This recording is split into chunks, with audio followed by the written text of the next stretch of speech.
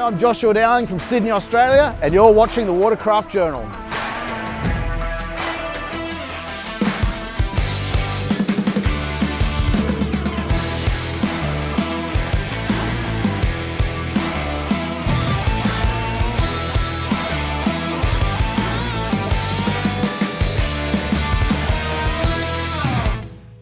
Do you crave the performance of Seadoo's supercharged RX TX 300 but prefer to have a more understated color scheme?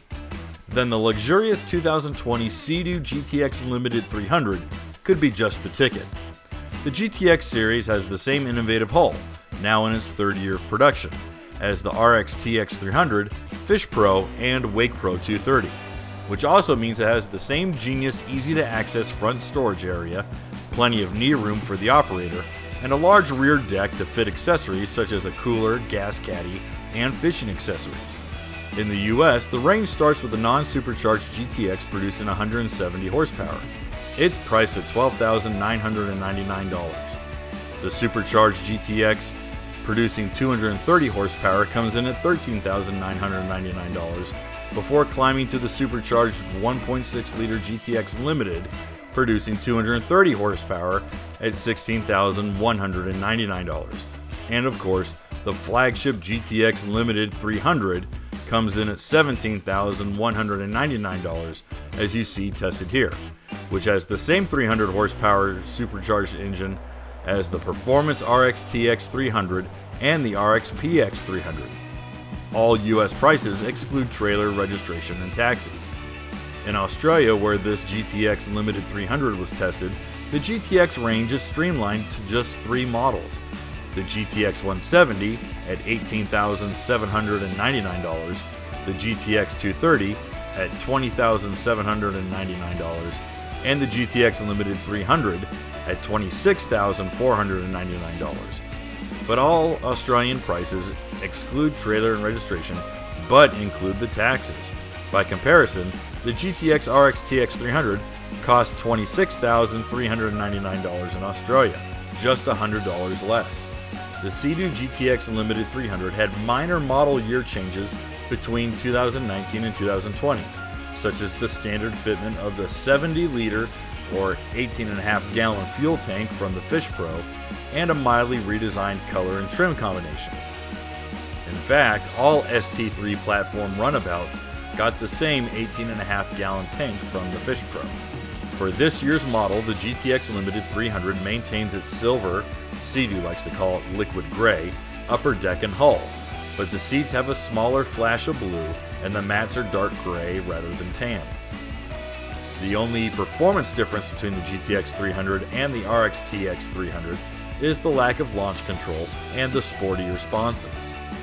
In lieu of launch control, the GTX 300 instead comes with a genuine Seadoo all-weather storage cover, an in-dash depth finder, a USB port to charge a phone, a folding rear step, and a storage bin organizer.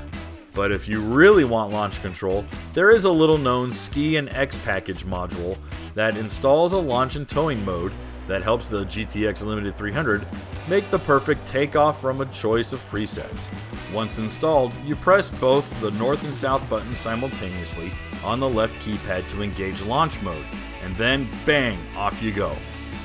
The ST3 deck and hull revolutionized the design of personal watercraft when it was introduced 3 years ago. Most notable was the improved access to the front storage area. The handlebars lift up as one unit with the hood cover, which means you don't need to risk cracking your ribs while trying to lean precariously over and grab something out of the nose. The fuel filler is located up high, under the cover too, making it easier to refill on the water as well. A small partition is designed to prevent fuel from splashing into the storage area, but some caution is still required. Other handy features are Seadoo's waterproof compartment for a phone, wallet, and keys. There's even a strip of foam to stop them from banging around in the chop. The digital dash is a 7.6-inch wide display, which helpfully estimates the time to empty on the fuel gauge, and there's a clock to keep an eye on the time. The Seadoo's trim settings are adjustable at a press of a button, plus there's cruise control and slow speed mode. Unlike other watercraft, this Seadoo uses GPS to measure speed, which is more accurate than the spindle wheel or engine RPMs used by other manufacturers. For today, we managed a maximum of 68.3 miles per hour on the digital display. The Ergo-Lock upper deck design is one of the most comfortable platforms on the market today. There's ample knee room whether you prefer to sit or stand, and the footwells are massive, making it difficult to trap your foot as some other brands can do in tight turns. The downside to this extra space is that the craft can get very heavy if the footwells begin to fill with water. We have noticed that the craft can lose a touch of its signature stability if only one side of the deck has filled with water. It's nothing a quick blast of the throttle can't fix, but it's worth keeping an eye on, and to be aware of how to fix it quickly. The rear deck is massive. When empty, it could double as a diving platform, but many buyers also use it to fit one of the many Link accessories, like a Sea-Doo cooler, whether it's to keep a few drinks on hand or store a catch of a day. All of the Sea-Doo's Fish Pro accessories are also available as an extra cost option on the GTX Limited. On the water, the GTX Limited 300 behaves like the rest of the ST3 range, and in particular, the RX-TX 300 high-performance model.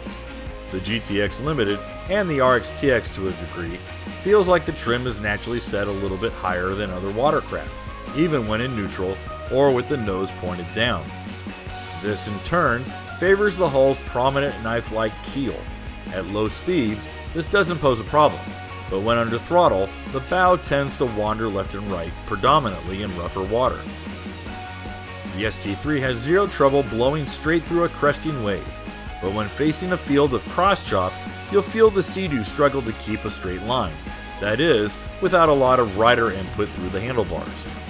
When cornering, the smooth, flat second half of the ST3 hull feels particularly slippery, as the tail can unhook when throttled too hard in a tight turn.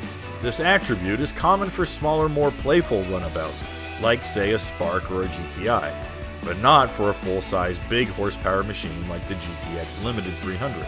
The 1630cc 3-cylinder 4-stroke Rotax has an incredible amount of punch. Even without launch control, the GTX Limited 300 wants to pull your arms right out of their sockets. Fortunately, the throttle has good modulation, so you can take it easy if that's your preference. Plus, there's the aforementioned slow mode that caps the maximum speed if you don't trust your mates when left to their own devices. The intelligent brake and reverse lever on the left handlebar, opposite the throttle lever on the right, makes low-speed maneuvering a cinch.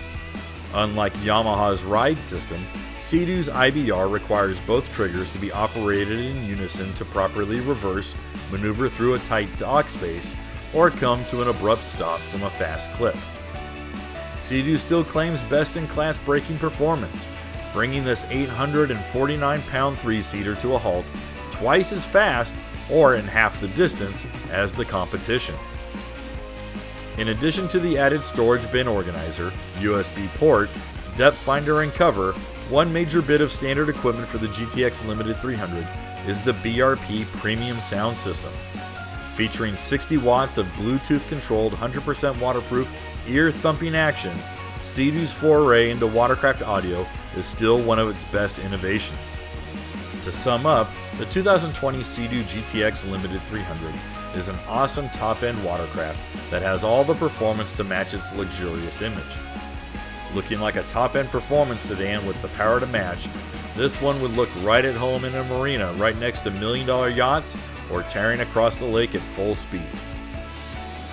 I'm Kevin Shaw, and thanks for watching the Watercraft Journal. If you enjoyed this video, please give it a like, maybe leave a comment, and share it with your friends. It really does help to get the word out. And in between videos, make sure to check us out at www.watercraftjournal.com, where new articles and reviews are published every day. Special thanks to Beach's Sea-Doo and Can-Am in Bagola, New South Wales, Australia, for use of this test model.